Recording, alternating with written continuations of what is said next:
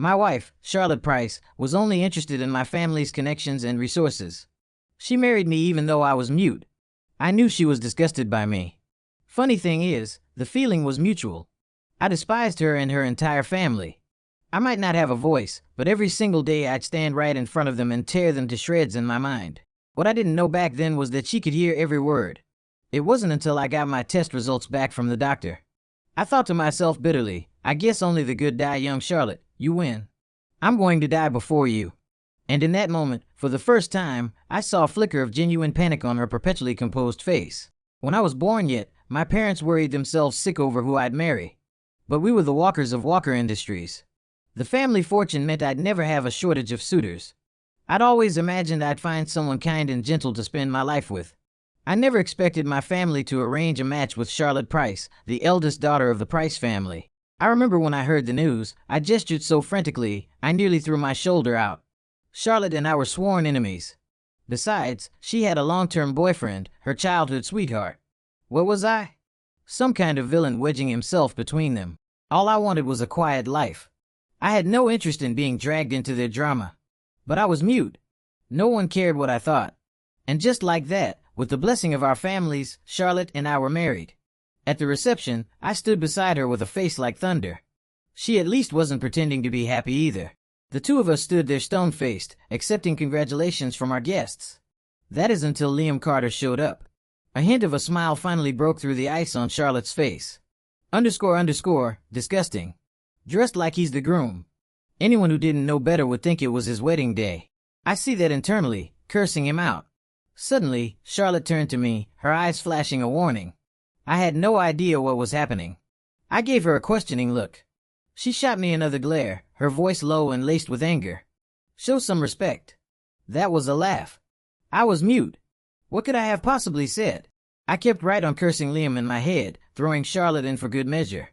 On the outside, I feigned serene ignorance, signing to her. What is it? What happened? Charlotte's face darkened. Ethan, she said, her words clipped and precise. Are you insulting us in your head? Holy, can this woman read minds? I glanced at her out of the corner of my eye. Is this a scene out of novel? She can actually read my mind. My mind was racing, but my expression remained one of pure confusion. I dare you, I thought, challenging her. I double dare you to announce what I'm thinking in front of all these people. Confident she wouldn't make a scene, I let loose, internally savaging her, Liam, and the entire Price family. Ethan, the truth always comes out. Charlotte snapped, then turned on her heel and dragged Liam off to make the rounds with some business mogul. Watching them, you'd never guess it was my wedding day and not theirs. 2. When the reception finally wound down, the way Liam clung to Charlotte was pathetic. He might as well have had it tattooed on his forehead. Charlotte's parents were at the door seeing guests off. When they saw the two of them acting all lovey-dovey, they didn't say a word. In fact, her mom just smiled and gently steered me away. Ethan, they haven't seen each other in a while. Let's give them a moment to catch up. We can wait in the car. I nodded with a polite smile. Inside my head, like mother, like daughter. A shameless daughter comes from a shameless mother. Charlotte's expression went rigid. I noticed her face fall, but I just assumed she was annoyed that I was walking too slowly. The whole mind-readating thing still seemed too insane to be real. As I waved goodbye to her, I threw in a silent jab at her father for good measure. And the idiot's father is an idiot, too. Charlotte flinched. Her mom and I waited in the car for over half an hour before Charlotte and her dad finally sauntered over. Mom, Ethan and I are going back to our place, she announced. Oh. Her mom looked surprised and was about to ask more, but a look from her husband silenced her. She recovered quickly, a knowing smirk spreading across her face. Okay, you two go on home. The second I was out of their car, it sped off. Charlotte just stood there on the curb, making no move toward our new home. I looked at her puzzled. It's not just Liam you have a problem with, she stated, her voice flat. You have a problem with my parents, too. How did she know every single person I was cursing out of my head? My look of confusion deepened. But Charlotte didn't explain her ability. She just gave me a cold warning. Don't you dare give Liam a hard time. He was heartbroken when I broke up with him. How heartbroken? He probably cried for all of 2 minutes before telling her with deep sincerity. Even if you marry someone else, I'll wait for you forever. Liam had shown up to my wedding dressed to the nines and had even posted on his Instagram story, wearing a suit, standing in the same room as you. Does that count as being your groom? That post was now pinned to the top of his profile.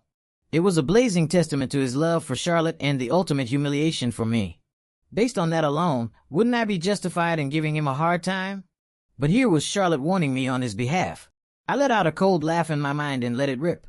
If you two were so in love, why don't you have the guts to ask me for a divorce? If it wasn't for my mom, I never would have married you. You, of all people, have a nerve to look down on me for being mute. You're a dumbass. You might have a voice, but it's not like you ever say anything worth hearing. Ethan, Charlotte. Unable to take it anymore. Bit out my name. The sudden shout startled me out of my internal tirade. I just looked at her, my expression asking, "What? Did you just call me a dumbass?" Even though it was the truth, getting caught red-handed like that was profoundly embarrassing. 3. I used sign language to ask her, "How did you know I called you a dumbass?" Charlotte was speechless. She clearly didn't want to reveal her secret, so she scrambled for an excuse. "It's written all over your face." My face apparently was capable of hurling some pretty foul insults. I touched my cheek, bewildered, find it hard to believe my poker face had gotten so bad. I forced a sincere smile and signed, "I didn't call you a dumbass." Charlotte closed her eyes, looking like she was suffering from internal injuries caused by my sheer audacity, yet completely helpless. I pretended not to notice and turned, heading for the car myself. But my mood was as dark and endless as the night sky, with no glimmer of light in sight. I always knew Charlotte married me for the money. She was repulsed by the fact that I couldn't speak. Luckily, I didn't like her either. For the past year, we'd been together. Every ounce of my patience was an act. The doctors had told me my mom didn't have much time left. Maybe 3 months. I didn't want her to have any more worries in her final days. Even though I hated Charlotte, even though I never wanted this marriage, I could put up with it for my mom. But it seemed fate had other plans for me. My own test came back. It was cancer. My mom's doctor, who had been treating her for years, was more devastated than I was. "Ethan, you're so young. How could this happen?" I was sad, of course, but at the same time, a strange sense of relief washed over me. If I died, too, I could be with my mom again. That sounded pretty good, for I stayed at the hospital that night. Late, a call came through from an unknown number. It was one of Charlotte's friends. "Ethan, it's Sophie. Charlotte's really drunk. Can you come pick her up?" Someone in the background hissed. "Are you an idiot? He's mute.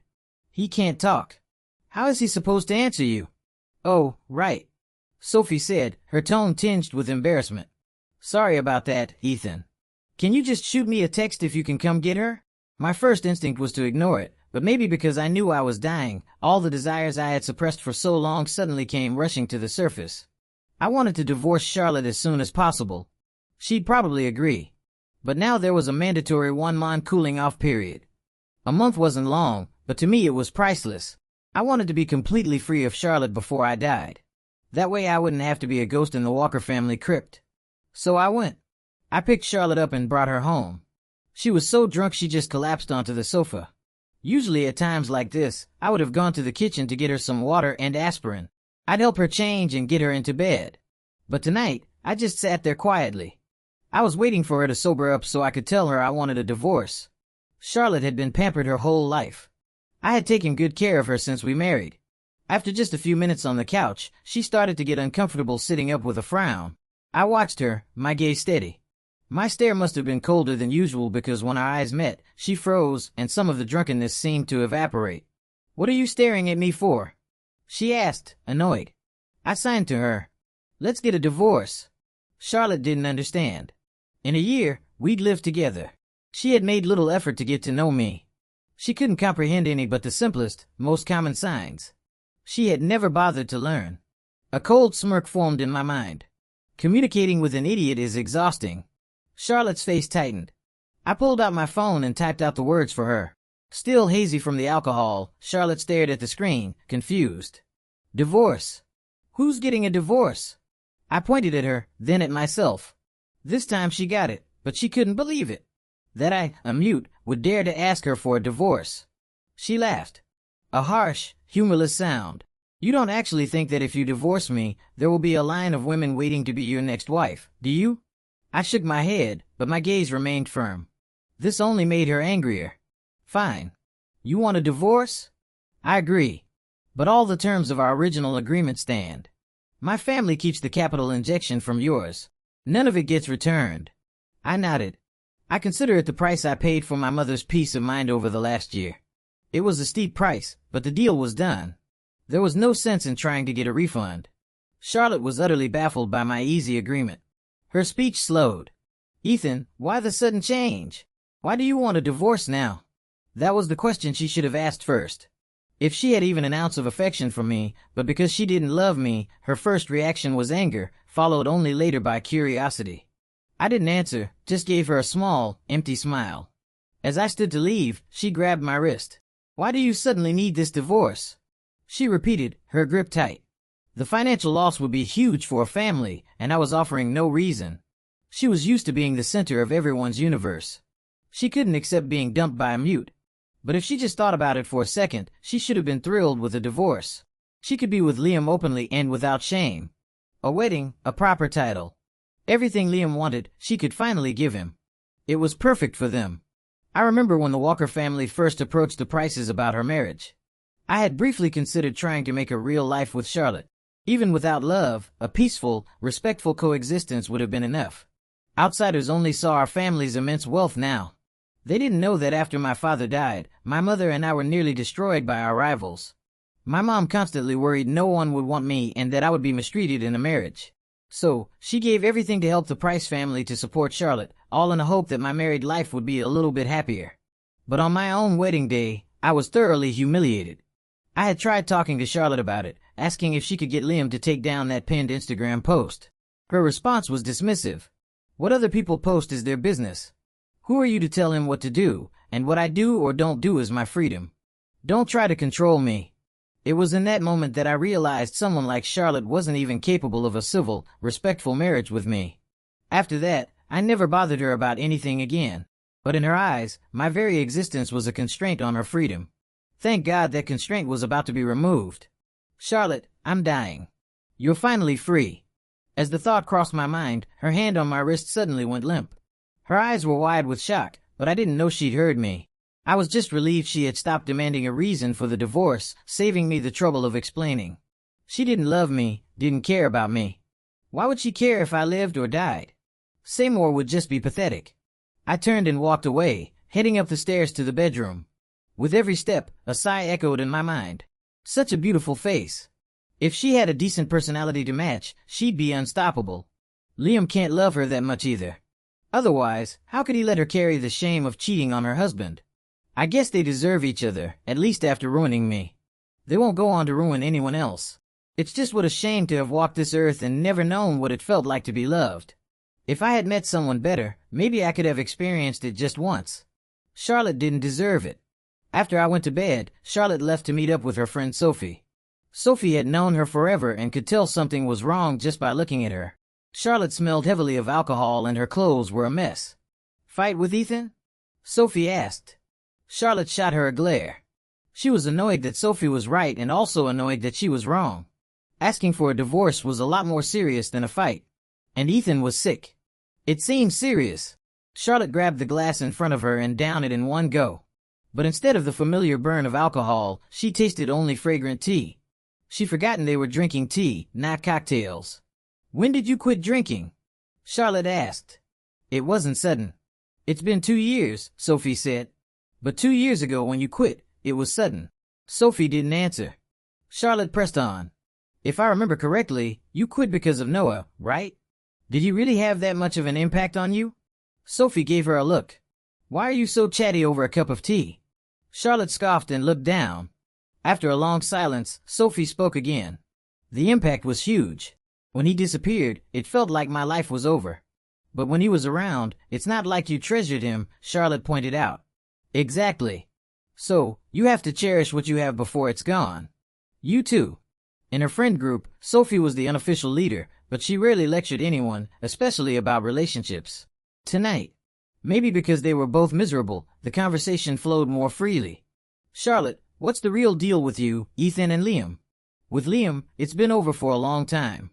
It's just the breakup was so abrupt and he took it hard. I feel guilty like I owe him something. And Ethan, Charlotte paused, unable to find the right words. It was Sophie who guessed. You used him, grew on you over time. Something like that, Charlotte admitted. It was only after Ethan had asked for a divorce that she'd belatedly realized how terrifying a force of habit could be. In that split second, the image of coming home to an empty apartment flashed through her mind, filling her with a strange sense of dread. Since you're over your ex, Sophie advised. Don't hurt the person who's with you now. Why are you suddenly so full of advice? Because I lost him. Listen to me, Sophie said seriously. Be good to Ethan or you will regret it. Charlotte sneered. Regret it my ass. Sophie just laughed coldly. I hope you can keep that attitude forever. The next morning, I woke up and Charlotte was gone. I sent her a text. Where are you? No reply. A little while later, I heard a noise at the front door. I figured it was Charlotte back to go to the courthouse. We had agreed on the divorce last night after all. But when I opened the door, it wasn't Charlotte. It was Liam. He'd never been friendly to me. With Charlotte gone, his contempt was undisguised. We need to talk. He smirked. Oh, right. I forgot. You're mute. He was just like Charlotte. Blessed with the ability to speak, but incapable of saying anything humane. But I was curious what he wanted to talk about and on what authority. I stepped aside, gesturing for him to come in. Liam raised an eyebrow in surprise, then walked in and sat on the couch. I grabbed a pen and paper to communicate with him. A guest is here, he said condescendingly. Aren't you going to get me a glass of water? He was no guest of mine. If I actually loved Charlotte, he'd be the enemy. I smiled and wrote, just say what you have to say. Don't waste my time. Liam sneered. What? You think marrying Charlotte means you're set for life? You two will get a divorce sooner or later? It's your Charlotte who married me to secure her family's cushy life for a little while longer. If my family hadn't invested, the Prices would have gone bankrupt. Even though they had recovered, they wouldn't dare kick me to the curb. If I hadn't asked for a divorce, Charlotte probably would have stayed with me forever. What did Liam think he was? I gave him a cold, level look. No confrontation, no harsh words. The power dynamic was clear in that single glance. Liam, enraged, shot to his feet. You think you're hot stuff because you have some money. You can have all the money in the world, but you'll still be a mute. He spat.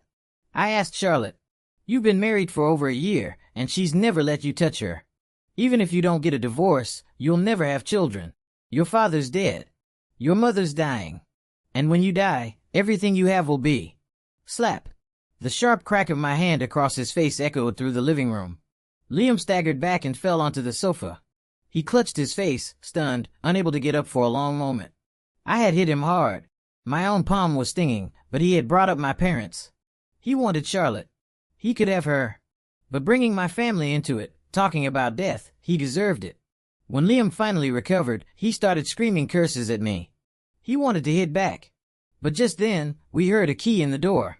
He knew Charlotte was home. It was time for his master performance of victimhood.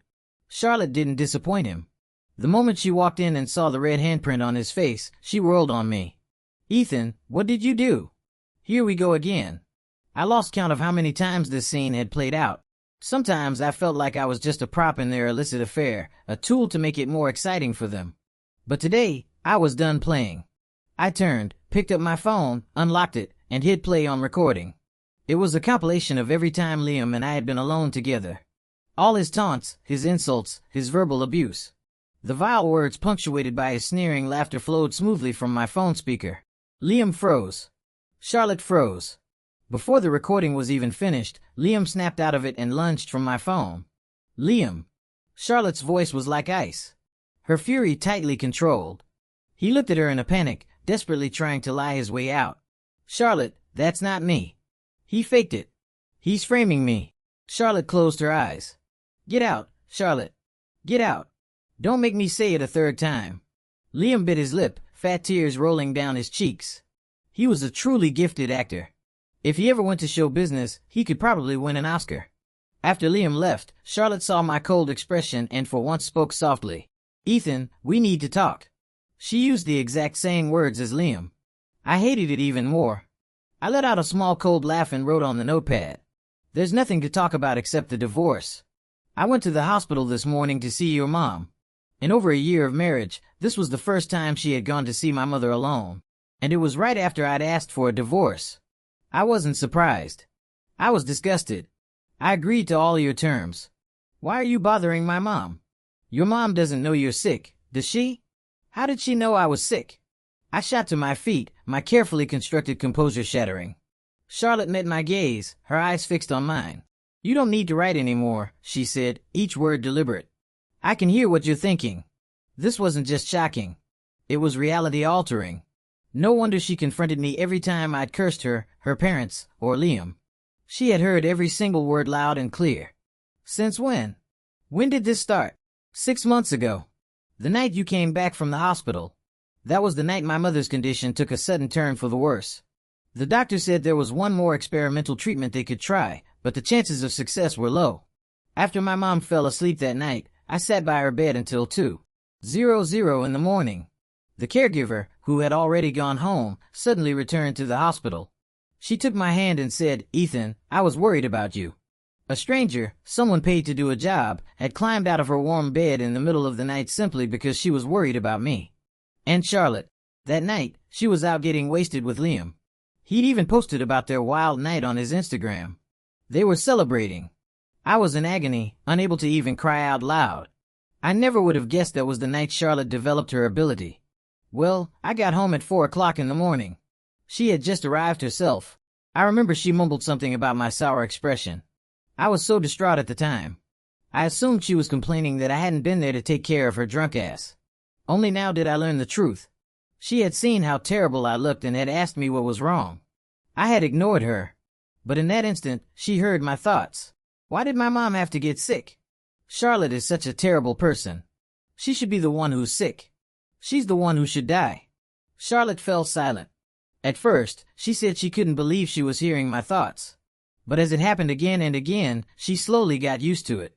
And my thoughts were almost always the opposite of my actions. I'd be smiling on the outside, but internally I was a volcano of rage. 8 out of 10 thoughts were curses aimed at her. The other 2 were reserved for her parents and Liam. I always thought you were just a petty person, she confessed. I thought you couldn't stand that Liam and I were still friends after we broke up, so you were always secretly cursing him. I had no idea he was saying those things to you, too. He'd said much worse and much more often. But neither she nor Liam had ever imagined I'd be recording him. I'd recorded every single time. I hadn't planned on using it to expose him. It was just an insurance policy, something to have in case things got ugly. But Liam had practically gift-wrapped the opportunity. It would have been a waste not to take it. I stared at her coldly and asked with my thoughts. So now you know what next? Charlotte bit her lip, hesitating. She didn't want to talk about Liam, and I didn't force her. I changed the subject. When are we going to the courthouse to sign the papers? Ethan, you need to focus on your treatment. What I do or don't do is none of your business. I threw her own words back at her. Without waiting for a reaction, I stood up and walked away. Ethan, where are you going? She called after me. None of your business, you dumbass. Charlotte was left speechless. I went to the hospital. The caregiver saw me and greeted me with a smile. Miss Price was here this morning. I nodded, seeing I wasn't surprised. She asked softly, Are you two doing better now? I shook my head and pulled out my phone, typing, We getting a divorce. The caregiver gasped and squeezed my hand. Was it her idea? No, it was mine. I was the one leaving Charlotte. Even if the world saw her as beautiful and brilliant, she didn't love me, didn't care for me, so I didn't want her. The caregiver saw the resolve in my eyes and seemed to understand, her voice filled with pity. What will you do now? My father was long gone. My mother was about to leave me. And I was gravely ill myself. All the money in the world couldn't buy me a single person who truly cared. The caregiver looked even sadder than I felt, her eyes welling up. I looked down, unable to meet her gaze. I was afraid if I did, the tears would start and my crying was silent. A silent agony, a boomerang that flew out with my tears only to circle back and stab me in the heart. I knew that feeling all too well. It was a pain so intense it made you wish for instant death. The caregiver told me Charlotte had spoken with my mom alone for a long time that morning. After Charlotte left, my mom had been quietly wiping away tears. The caregiver hadn't dared to ask why for fear of upsetting her more. But I needed to know. I typed on my phone and showed it to my mom. What did Charlotte say to you this morning? What could she say? Mom smiled brightly. She said, You two have been getting closer lately and that I should get ready for grandchildren. She's lying. Why would you say that? Mom gave me a gentle scolding look. Haven't you always told me how good Charlotte is to you? Those were all lies I had invented. To make them more believable, I even bought myself gifts and pretended they were from Charlotte. In my mother's eyes, Charlotte was a bit busy, but she was good to me. Now, I had to tear down my own carefully constructed facade. Mom, Charlotte and I are getting a divorce. My mother wasn't shocked, just slightly surprised. She asked gently, "Did she hurt you?" "She loves someone else, not me." "I see." My mother reached out and pulled me into a hug. The calm she had been forcing finally shattering. Her voice broke. "Our Ethan is so wonderful. If she doesn't love you, it's her loss." She sobbed. "It must have been so hard for you, my boy. Putting up with it for so long just for my sake." I shook my head. It wasn't hard. Charlotte's affair with Liam didn't hurt me because I didn't love her. It was just pathetic. The only thing that hurt was that I didn't ask for a divorce sooner. Didn't tell my mom the truth earlier. Now, my mother had to hear from Charlotte's own lips that she didn't love me. I can only imagine how devastated my mom must have been when Charlotte said those words. Her own treasured son rejected so callously. My mom cried and I cried with her. But through her tears, she tried to comfort me. "It's okay, Ethan. You're such a good man. You'll find someone so much better. Let that Price woman live with her regret." I smiled and nodded, but I knew the truth. Charlotte would never regret it. And for me, there was no later. Charlotte, likely worried about the financial implications, kept delaying the divorce. I texted her several times, but she'd either say she was busy or just not reply. At my wit's end, I told her parents. They exploded. "We've always turned a blind eye to your business with Liam, but you need to have some discretion. You can't push Ethan to his breaking point." Her father yelled over the phone. "If he takes this public with his situation, a mute from single-parent home, the public sympathy will be entirely with him. It will ruin your reputation and tank the company's stock price," her mother added. "Go apologize to Ethan right now.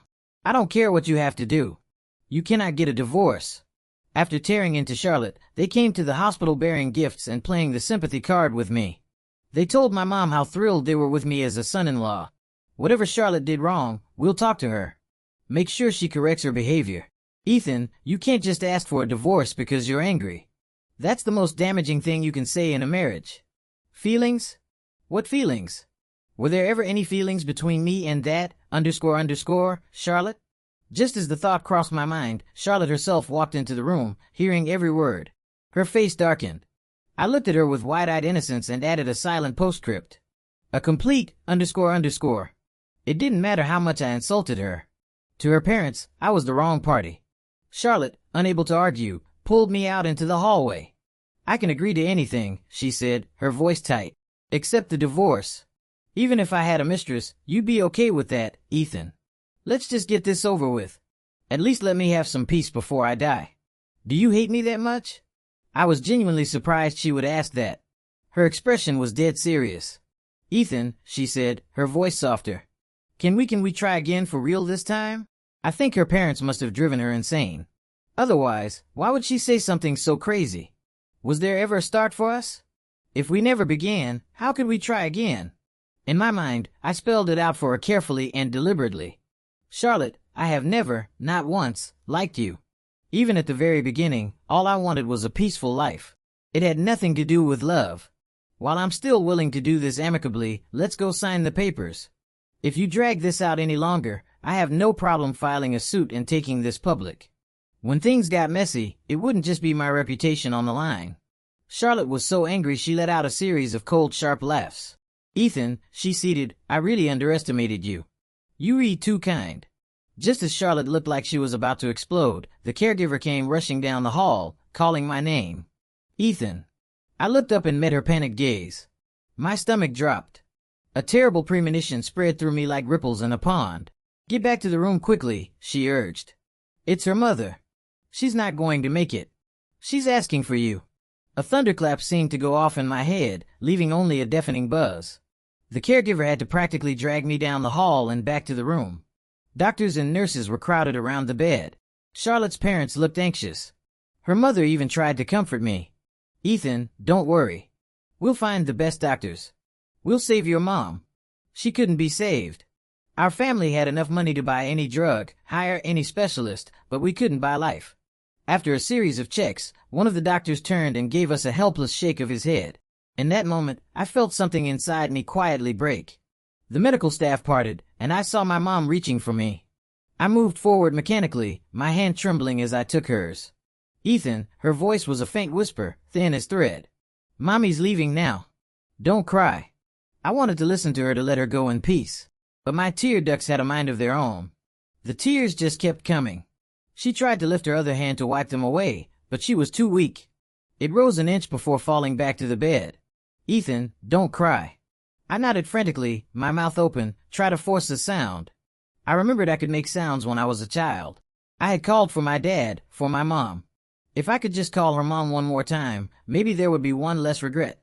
But I couldn't. No matter how wide I opened my mouth, no sound came out.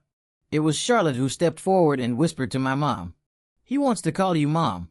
A light flickered in my mother's cloudy eyes. She smiled and nodded at me. "Mommy heard you." Then she gestured for everyone else to leave, keeping only me and Charlotte in the room. I thought she was going to ask Charlotte to take care of me. Instead, she took Charlotte's hand and in a pleading whisper asked, Will you please agree to divorce Ethan?" Charlotte froze, her eyes darting to my face. My tears stopped abruptly. I pressed a hand to my chest. It acted deep hollow pain, as if something inside had finally shattered completely. Before, my mom had worried about me being alone after she was gone. So, she wanted someone to take care of me. Now, she was worried I would be hurt after she was gone, so she was begging Charlotte to set me free. "Will you agree to divorce him, please?" Whether it was the weight of a dying woman's plea or a pain of conscience, Charlotte finally, quietly agreed. My mother let out a sigh of relief. She stroked my head. "Ethan, from now on, be yourself. Be happy, okay? Mommy is going to find Daddy now. You can find us later. You can be our child again in the next life. Okay, Ethan."